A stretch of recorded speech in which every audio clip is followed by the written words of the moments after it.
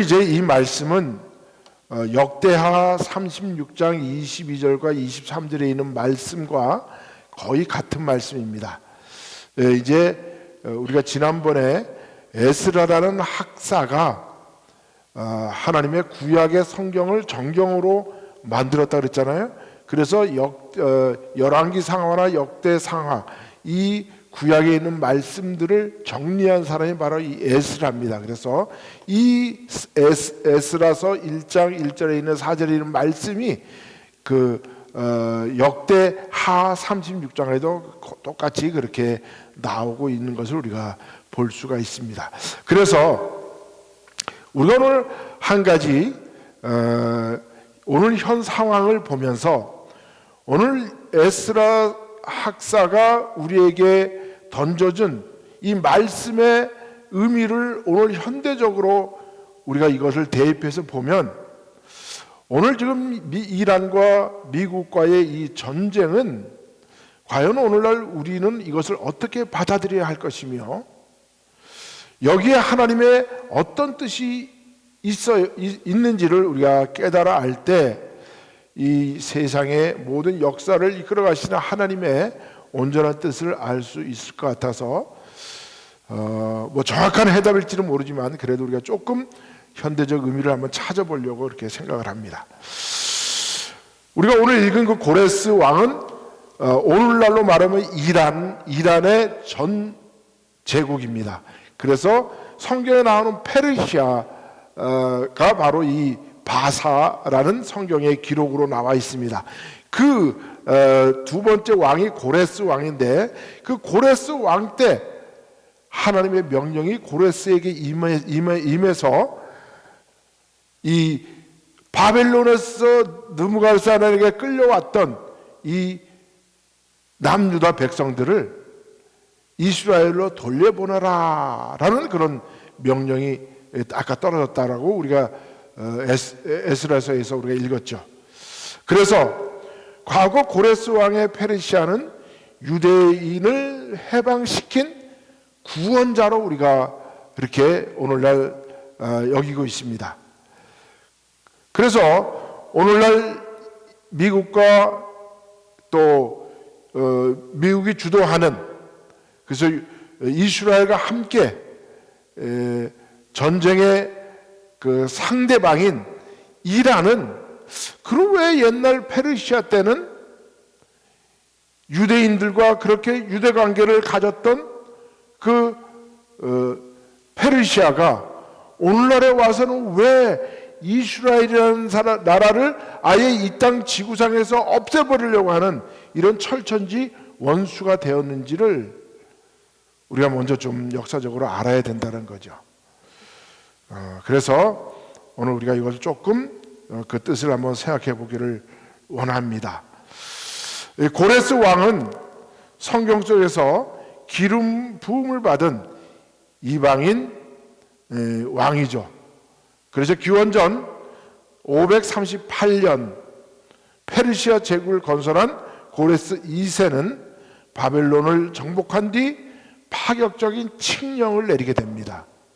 그래서 바벨론의 포로로 잡혀 있던 유대인들을 예루살렘으로 복귀시켜라. 그들에게 해방을 선포한 그런 왕입니다. 그것뿐만 아니라 그곳에 가서 그들이 제사를 지낼 수 있도록 성전을 재건하도록 도와준 그런 왕입니다. 그 남유다의 백성들을 예루살렘으로 다시 복귀시킨 것도 고마운데 거기에다 그들이 가서 하나님께 제사를 드릴 수 있는 무너진 그 성전을 다시 재건하는데 도움을 주었던 그런 왕이니 얼마나 하나님 앞에 크게 쓰임받은 왕이었습니까? 이방 왕이었죠. 그래서 유대인들에게 있어서 고레스는 이방임에도 불구하고 기름 부은 자, 곧 메시아로 칭송받는 그런 유일한 이방 왕입니다. 그 당시 페르시아는 종교적 관용과 다원주의를 바탕으로 제국을 운영했어요. 그러니까 다원주의라는 건 뭐냐 하면 자기네 것만 주장하는 것이 아니라 그들이 정복했던 나라의 그 나라의 고유한 종교나 문화를 그대로 그들에게 전수시켜 그들이 그것을 지킬 수 있도록 그렇게 해 주었다라는 뜻입니다.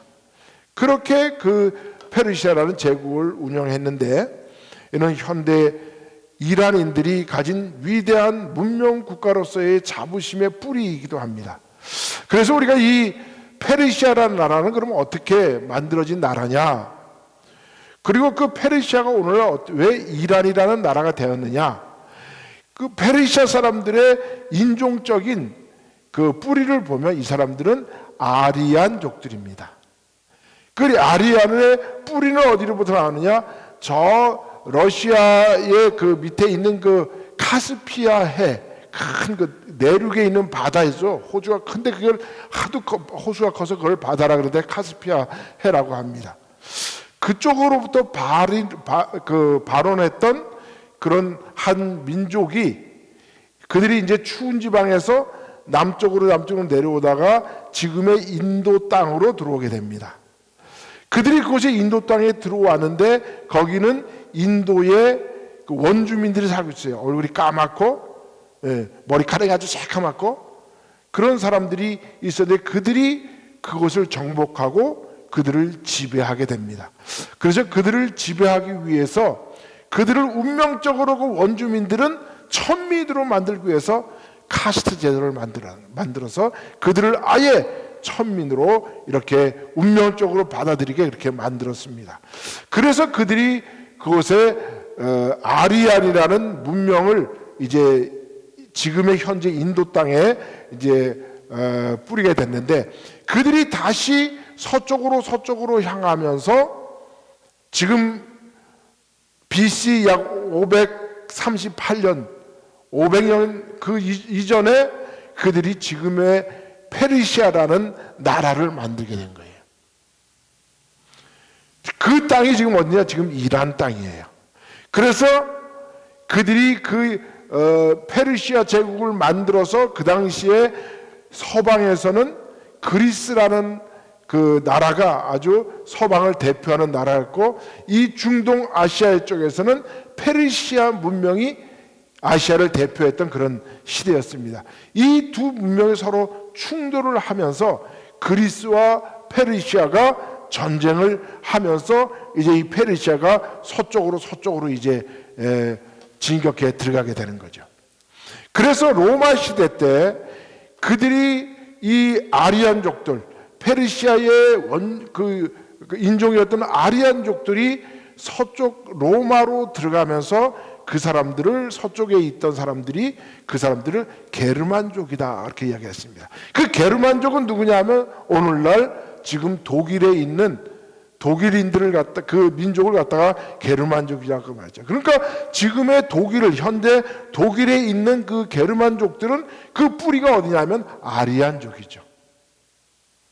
그래서 그들이 그곳에 지금 이제 독일에까지 들어가서 이제 게르만 민족을 세우게 되고 그 게르만 민족의 우수성을 온 세상에 알리기 위해서 히틀러라는 희대의 독재자가 나타나가지고 2차 세계대전을 일으켰던 이 역사가 바로 그렇게 되는 것이고 그래서 그들이 이제 페르시아라는 현대의 이란 땅에서 그들이 이제 살게 되는데 나중에 이제 오토만 제국이 이 사람들이 이슬람을 받아들이고 그러면서 그쪽이 이제 중동 지방의 오토만 제국이 이제 전부 다 점령하고 막 이랬던 시기가 있었거든요. 그거를 지나면서 이제 이 나라를 이제 이란이라는 땅으로 바꿨어요. 이란이라는 나라로. 그 이란이라는 이름은 뭐냐 하면 아리안족들이 사는 땅이라는 뜻으로 그 나라 이름을 페르시아에서 이란으로 이제 바꾸게 된 거죠. 그래서 오늘날에 우리가 미국과 지금 전쟁을 하고 있는 그 이란이라는 나라는 바로 아리안족들이 사는 땅라는 그런 의미를 가지고 있습니다. 그 사람들 그것이 바로 우리가 성경에 나와 있는 바사 페르시아의 정체성이기도 하는 것이죠. 그런데 이 당시에 페르시아 시대 때 그 페르시아 제국을 만들었던 고레스 2세가 하나님으로부터 기름을 부어받고 그 바벨론에 살고 있던 남유다 사람들을 하나님의 명령에 의해서 그들을 다시 예루살렘으로 귀환시키는 역사를 우리가 지금까지 우리가 공부했던 거죠. 그렇게 고레스 왕의 명령을 받아서 그 일을 한 사람들이 세 사람인데 그 사람이 바로 누구냐? 스룹바벨, 에스라, 그 다음에 느헤미야라는 그 세 사람의 남유다 그 선지자들이 그 이스라엘 백성들을 이끌고 예루살렘으로 다시 복귀하고 예루살렘 성전을 재건하고 예루살렘 성벽을 다시 재건했던 그런 역사를 일으키게 됐다는 것입니다. 자, 근데 현대적 의미에서 이 이란이라는 나라는 그러면 어떻게 지금 그렇게 고레스 왕이 유다 사람들을 그렇게 후히 여겼는데 왜 그러면 이들이 이렇게 지금은 철천지 원수가 되느냐? 이게 아주 역설적인 건데 구원자 고레스라는 그 고대 왕이 바로 이스라엘의 구원자라는 그런 의미를 가지고 있었는데 그렇게 유대인과 친밀했던 페르시아의 이미지는 현대에 이르러서 1979년도에 이란의 호메이니 그 종교 지도자에 의해서 그 이란의 왕가가 다스리던 그 왕정 국가가 완전히 무너지게 되죠. 그리고 지금의 현대의 이란은 이제 이슬람이 다스리는 신정 국가가 되게 되었다는 거죠. 그거는 바로 이슬람 혁명이라는데 그때 당시에 그 이스라엘 혁명을 이끌었던 사람이 호메이니고 그 호메이니가 28년인가를 통치하고 지금 이제 그 호메이니의 뒤를 이어서 하메이니가 이스라엘 혁명을 이끌었는데 그 하메이니가 얼마 전에 미국의 폭격에 의해서 죽게 되었다는 거죠. 그런데 지금 그러면 이란이라는 나라의 그 모든 경제적이나 군사적인 힘을 갖고 있는 세력이 누구냐 하면 혁명 수비대라는 거예요. IRGC라 그러는데 이 사람들이 지금도 이제 우리가 방송을 들어보면 뭐 이란의 혁명 수비대가 뭐 전쟁을 하고 혁명 수비대가 뭐 시민들을 막 향해서 발포하고 혁명 수비대가 막 잡아들이고 한다 그런 얘기를 많이 하잖아요. 그런데 이 혁명 수비대는 국가의 군대가 아니라 이 혁명 수비대는 이슬람 혁명을 이끌었던 그 이슬람 최고 종교 지도자의 직속 그 군대예요. 그러면서 이 지도자가 이 혁명 수비대에게 어떻게 그들을 키웠냐 하면 이란의 모든 재정의 20% 약 40% 정도를 이 혁명 수비대에게 너네 이 돈으로 너 혁명 수비대를 이끌어 가라 라고 그 재정을 띄워줬어요 안에. 근데 그 재정의 대부분이 뭐냐면 이란이라는 나라는 석유를 팔아서 먹고 사는 나라인데 석유로부터 모든 재정이 나오는데 그 이란이라는 나라의 그 석유나 국공 그 기업체의 수익의 20%에서 40%를 지금 이란의 혁명 수비대가 차지하고 있다는 거죠. 그래서 이 혁명 수비대는 어마어마한 재정을 가지고 있어요. 지금도 중국에가 엄청나게 많은 석유를 팔고 있는데 그 석유에 판 모든 재정에서 한 40% 정도를 혁명 수비대 가지고 그거 갖다가 무기도 사고 그들이 그 혁명 수비대가 도와주는 데가 어디냐면 세 군데가 있어요. 그보다 더 많이 있지만 어디냐 하면 레바논의 헤즈볼라, 그 다음에 이스라엘 팔레스타인의 하마스, 그 다음에 사우디아라비아 그 밑에 이쪽 아프리카 쪽으로 나와 있는, 툭 튀어나와 있는 그쪽에 있는 그 예멘의 후티 반군, 이 세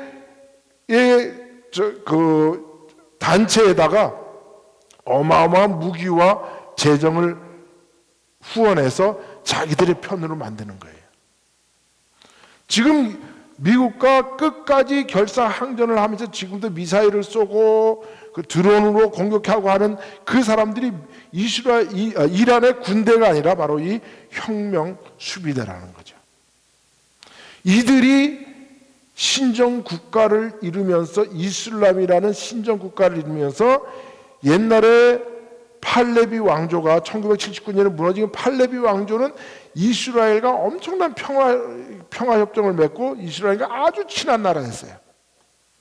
그래서 그 당시에 그 유대인들이, 이스라엘 사람들이 이란에 가가지고 엄청나게 많이 살았는데, 그 사람들이 지금도 거기서 살고 있는 사람들이 많이 있어요.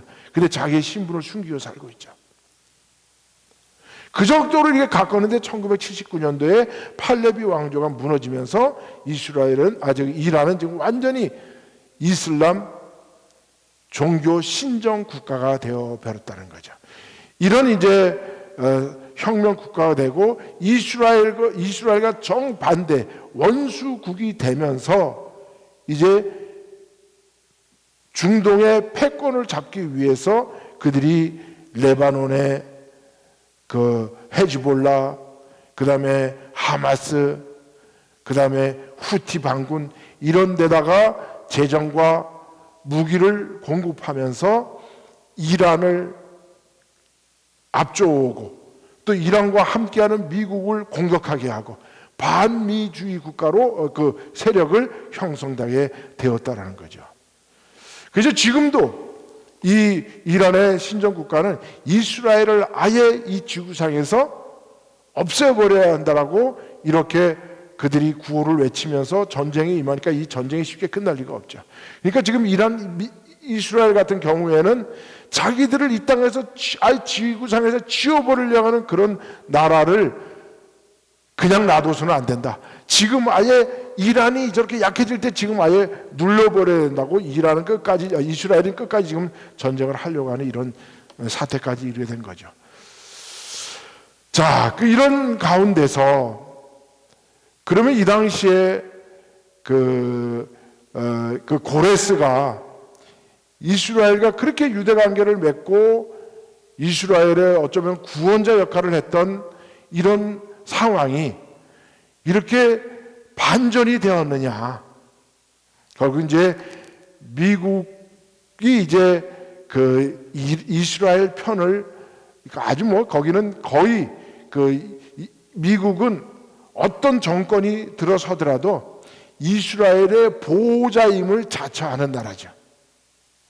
그래서 현대 정치에서 미국 대통령들이 고레스 왕에 비유되곤 하는데, 특히 도널드 트럼프 지금 대통령이 예루살렘을 이스라엘의 수도로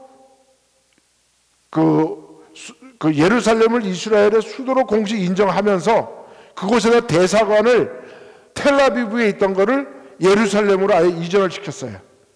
그리고 옛 이스라엘을 다시 회복시키겠다고 이렇게 공언을 했죠. 그래서 이스라엘 내에 보수층과 미국의 복음주의 기독교인들을 이 트럼프 대통령을 현대판 고레스다. 왜? 이스라엘을 다시 재건하려고 하니까. 이렇게 지금 불릴 정도로 이렇게 됐는데, 미국의 입장에서 보면 미국은 스스로를 이스라엘의 생존과 안보를 책임지는 현대의 보호자의 역할을 지금 하고 있고, 이스라엘은 이란과 어떤 반목을 가지고 있느냐 하면, 이란은 이스라엘은 미국의 앞잡이다. 그래서 이스라엘이 있음으로 해서 중동의 평화가 깨지고 있다. 그래서 이스라엘을 없애야 된다. 라고 그런 입장에 있는 것이죠. 그러다 보니까 서로 그 이익이나 어떤 그런 것들, 신앙적으로 이런 것들이 이제 상충하게 되고 서로 이제 부딪히게 되는 것이죠. 우리가 다시 한번 조그만 신앙적으로 들어가 보면 모슬렘들이 두 가지 종파가 있다 그랬죠, 그죠? 하나는 수니파, 하나는 시아파. 시아파는 모하멧의 혈통에 의해서 그 종교 지도자가 만들어져야 된다고 하는 압둘이라는 옛날에 마호멧의 사위 때부터 이제 만들어진 그 뿌리로 해서 만들어진 그 종파가 바로 이 시아파인데, 수니파는 누구냐 하면 마호멧의 세 친구가 있었는데 이 사람이 1대, 2대, 3대 칼리프를 2대, 3대, 4대 칼리프를 하면서 이제 그들이 마호멧에게 들었던 이 말들을 전부 다 그 코란에 기록을 해놨어요. 책을 만들어서 그것을 기록했는데 그거를 수나라고 이야기를 해요. 그 책을. 그래서 그 수나를 읽고 마호멧의 행동과 말을 따라서 살아야 한다라고는 그 파가 바로 수니파다 이렇게 이야기를 하는 거예요. 그래서 지금 수니파와 시아파가 두 종파들이 서로 싸우는 거예요. 한쪽은 뭐냐?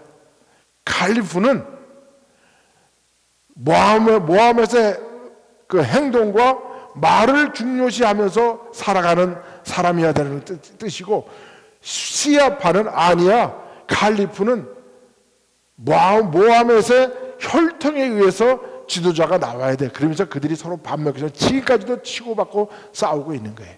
그런데 이란은 이 시아파의 종주국이에요. 그리고 사우디아라비아는 수니파의 종주국이에요.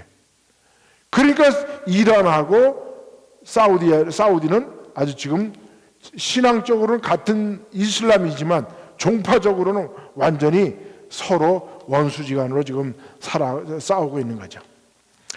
이렇게 지금 있는 가운데서 그럼 이 이슬람이 두 파로 나눠서 싸우는 가운데 이스라엘은 그 중앙에 딱 끼어 있는 거예요. 만약에 이 이슬람을 믿는 아랍 세력이 하나로 뭉친다면 아마 이스라엘은 거기서 생존하기가 쉽지가 않을 거예요. 그런데 하나님은 아주 절묘하게도 이슬람교를 시아파와 수니파로 나눠가지고 이들이 서로 반복하고 싸우고 질투하게 하면서 이스라엘이 거기서 생존이 길을 계속해서 찾아나가고 있는 것이라는 거죠. 그래서 오늘 우리는 이스라엘이 미국은 이스라엘을 어떻게 하든지 보호해서 어떻게 하든지 하나님의 뜻을 이루려고 하는, 하나님의 구속사에서 이스라엘의 그 역할을 어떻게 하든지 찾으려고 노력하는 그러한 미국의 의도가 있는가 하면, 이란은 어떻게 하든지 이스라엘을 없애서 자기들이 중동의 패권을 잡아서 미국과 대항하려고 하는, 그래서 우리는 옛날 페르시아 제국의 그 위대함을 우리는 재건해야 돼 라고 하는 사람들이 바로 이란 사람들이라는 거죠.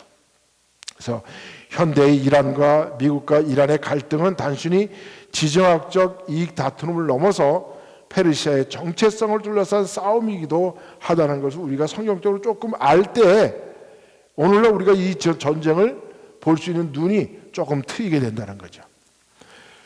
그래서 오늘 우리는 이 고레스 왕의 이야기를 이제 하면서 이 고레스 왕의 그 명령에 의해서 움직였던 세 사람, 스룹바벨, 에스라, 느헤미야, 이 세 사람을 우리가 다시 한번 정리하면서 이제 하나님의 구속사가 어떻게 흘러가는지를 한번 살펴보려고 하는 것입니다. 그래서 오늘은 간단하게 요거까지만 설명하려고 합니다. 그 고레스가 이제 그 538년에 이제 그 바벨론에 끌려왔던 그 유대인들을 다시 예루살렘으로 복귀시켜라 하는 이제 칙령을 내려는데, 그 칙령이 어디에 쓰여 있냐면 이 원통, 진흙으로 만들어진 이 원통에, 이 당시엔 종이가 없으니까 여기에다가 글을 써가지고 여기에 그 내용이 다 담겨져 있어요. 그래서 이거를 뭐라 그러냐 하면 키로스, 실린더라 이렇게 키루스는 이제 고레스를 이제 영어로 하면 키루스라고 이렇게 그 당시에 발음도 이제 키루스라고 이렇게 얘기를 하는데 이 고레스 칙령은 기원전 538년 BC 538년 페르시아 제국의 창건자인 고레스 2세 우리가 이것을 영어로 키루스 대왕이다 이렇게 이야기하죠. 바벨론으로 끌려와 잡혀있던 유대인들에게 귀환과 예루살렘 성전 재건을 허락하면서 내린 공식적인 선언문이 바로 이 아까 사진에 보였던 옆에 보이는 사진 이 원통에 다 기록이 되어 있다라는 거죠. 그러니까 이게 고레스 성경에 나와 있는 이 고레스의 명령은 역사적으로 정확하게 기록이 남아 있는 그런 사실이라는 거죠. 그러니까 성경적인 배경과 내용을 보면 이 시기는 아까도 이야기한 것처럼 BC 538년도에 이제 느부갓네살 왕에 의해서 끌려갔던 그 남유다 백성들을 다시 예루살렘으로 복귀시는 그 시기죠. 그 유대인들이 예루살렘에 돌아가서 여호와의 성전을 건축하는 것을 허락하고 그 다음에 성전 건축에 필요한 비용을 지원하며 바벨론의 느부갓네살 왕이 빼앗았던 성전의 기명들, 성전에 있던 모든 그 제사를 지내기 위한 그 기명들이 있잖아요. 물건들이 있잖아요. 그것들을 다시 다 돌려주는 명령이 바로 이 키루스 실린더에 다 적혀져 있다는 거예요.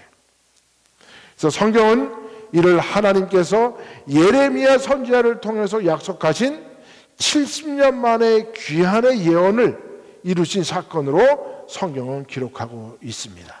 그래서 에스라가 이거를 정리를 해놓은 거예요. 그래서 이 키루스의 원통에는 이런 이야기들이 적혀 있습니다. 원통에 정복당한 민족들의 종교를 존중하고 포로들을 고향으로 돌려보내며 파괴된 신전들을 복구한다는 고레스의 관용의 통치 방식이 이 원통의 쐐기 문자 형식으로 이렇게 기록되어 있다는 거죠. 이것이 1875년인가 이것이 발견됨으로써 성경에 있는 고레스의 역사가 실제적인 현실이었다는 것을 증명해낸 그런 그 유물이 되는 것이죠.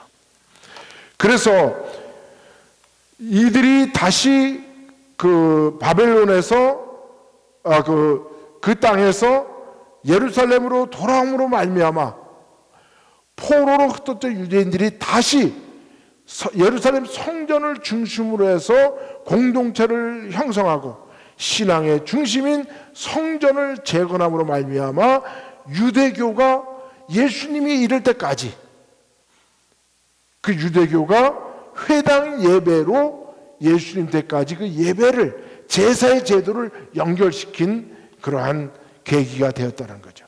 그리고 우리가 왜 유대교에서 회당 예배를 드리고 있는데 왜 다시 예루살렘에서 성전 예배를 드리게 했는지는 하나님이 이제 예수님이 이 땅에 오셔서 그 예루살렘 성전 예배와 그 다음에 유대교의 그 회당 예배를 함께 컴바인해서 그죠? 묶어서 예수님이 마지막 드린 그 제사로 말미암아 이제 예루살렘 성전 예배는 폐하게 되고 그리고 형식적으로는 회당 예배를 드리게 함으로 그래서 구약의 예배의 형식을 완성시킨 그래서 오늘 그 예배가 오늘 우리가 드리고 있는 이 교회의 예배가 되었다.